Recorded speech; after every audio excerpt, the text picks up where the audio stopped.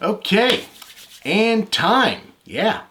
Now I am in Jurassic World 2 for about as long as Jeff Goldblum is.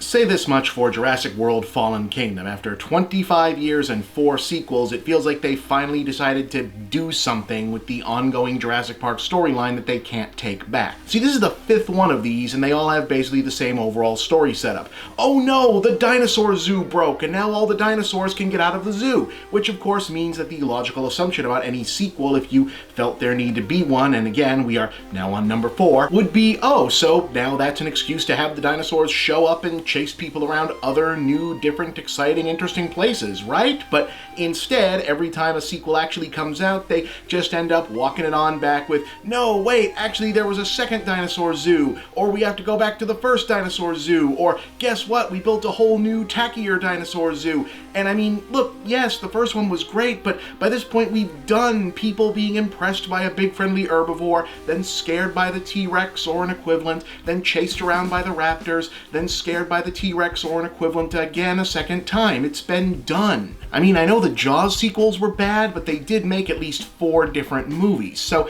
credit where it's due to Fallen Kingdom. It's not a return to the original's quality. I don't necessarily even think it's as good as Jurassic World, though it's probably a better looking and directed movie, if that makes any sense to you, but at least it feels like they committed to taking the property in a different direction from here on out by way of a literally apocalyptic setup. It turns out the island where they keep making the dinosaur zoo has been a volcano this whole time, so now it's going to explode. So whatever else happens, however many more of these movies they do, are going to have to go to new places, and that's good news. I just wish this one had gone to more new places while it was getting all that situated. It does try, though. As noted, the premise this time is that the island where all the dinosaurs are is going to be destroyed, and the rich guys in charge of John Hammond's estate fund a rescue mission to get a certain number of them out, including Blue the Raptor. This actually turns out to be both a setup and really only the first act of the movie, because the rich guy is actually bad and wants to sell the dinosaurs at auction to other evil rich guys, so Chris Pratt, Bryce Dallas Howard, Blue, and 2 other not terribly interesting new people have to save them. In terms of the inevitable evolution of the Jurassic Park franchise into a thing where the dinosaurs are the good guys and you're explicitly rooting for them, though, that's kind of a solid setup. And even though I kind of thought both of his post-orphanage movies were kind of terrible, J.A. Bayona is a really stylish action director, and this is a really sharp-looking movie that, if nothing else, commits to not just repeating the visual scheme of the other Jurassic Park movies once it's done with the literal barn burner of an opening act. His sense of visual composition and storytelling are on point, especially whenever the dinosaurs get to be the stars, and he pulls off one holy shit tableau in particular, you'll know it when you see it, that functions as a tragic mirror to the most iconic uplifting shot of the whole franchise that's probably the first legitimate tearjerker moment of the entire Jurassic Park cycle.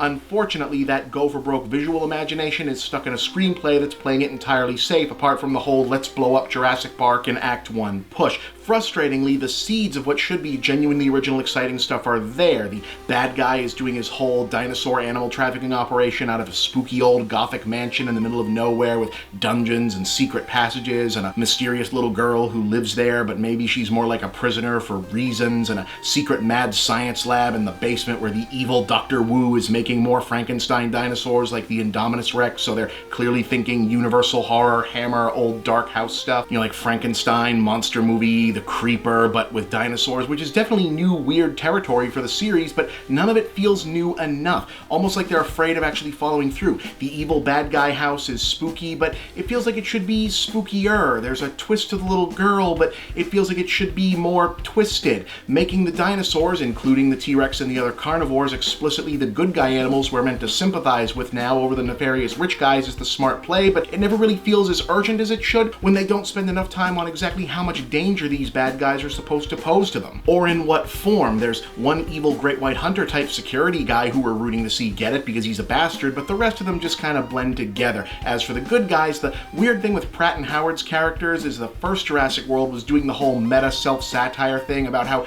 doing a pumped up remake of Jurassic Park was a tacky idea, so it made sense for them to be these literally arch over-the-top action figure caricatures of rugged macho movie hero guy and exasperated career love interest girl, but Fallen Kingdom isn't really doing the joke anymore, and yet their characters are the same. Like, imagine if Kurt Russell played Wyatt Earp the exact exact same way he played Jack Burton from Big Trouble in Little China. They're not bad necessarily. It's just strange they're still doing this like this. Did I enjoy the movie? I did, just not so overwhelmingly so as to fully obscure the flaws. It's fun, it's silly as hell, I like where it looks like it's going, although I do call bullshit on dragging BD Wong out again, mainly just to say, hey, remember that ridiculous nutsoid idea about Dinosaur Soldier sequel I was setting up in the last one? Well, I'm gonna set that up some more, but we're still gonna push it off until at least the next movie. It mostly just fails to live up to its own substantial potential.